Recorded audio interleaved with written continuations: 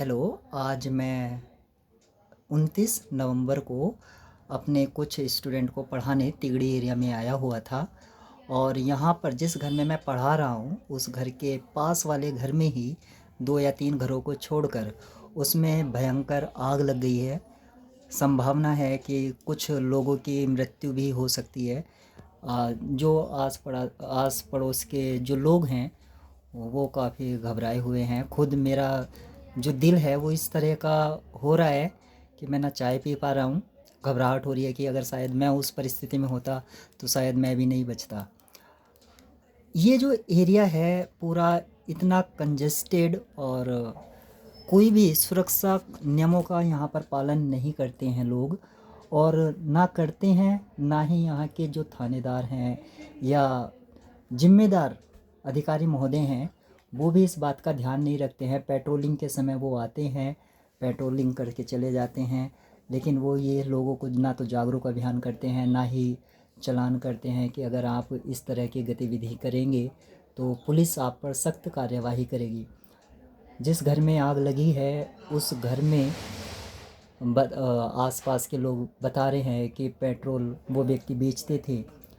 और अब आप समझ सकते हैं कि पेट्रोल इस तरह बेचना एक तरह से जहाँ इलीगल है और वो आज से नहीं बिक रहा है, लगभग 10 साल से वो वहाँ पर बिक रहा है। तो जो संबंधित क्षेत्र का थानेदार है शायद उसको ये बात पता भी होगी।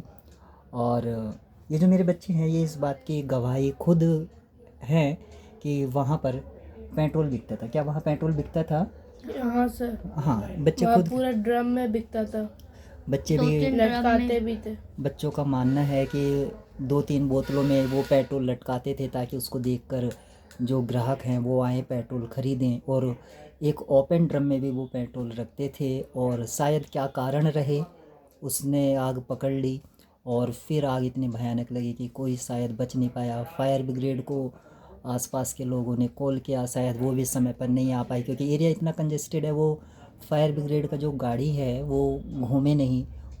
आखिर इस समय फ़िलहाल समय 8:30 बज रहे हैं और इस समय आग बुझ चुकी है, लेकिन आसपास के लोग इकट्ठा हैं और काफ़ी घबराए हुए हैं।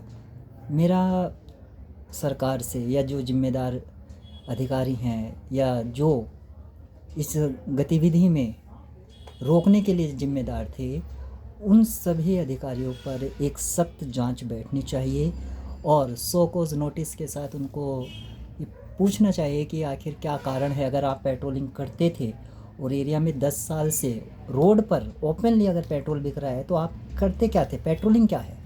क्या आपकी गाड़ी वहाँ पर पेट्रोलिंग करने कितने समय बाद आती थी?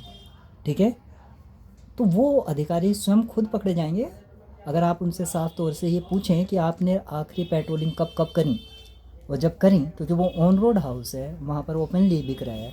लोगों का स्टेटमेंट लीजिए वहाँ और संबंधित अधिकारी को सस्पेंड कीजिए, उचित जांच कीजिए। मेरा मानना है कि न्यायपालिका इसमें जो जज साहब हैं एरिया के, शायद यहाँ का जो जुडिशल लगता है वो एरिया साकेत कोर्ट के अंदर आता है शायद। तो साकेत कोर्ट के जो सीजीएम साहब हैं या सेशन जज साहब हैं उनको संज्ञान कॉग्निजेंस लेते हुए संबंधित क्षेत्र अधिकारी को तत्कालीन आदेश देना चाहिए। डीएम साहब को तुरंत आदेश देना चाहिए।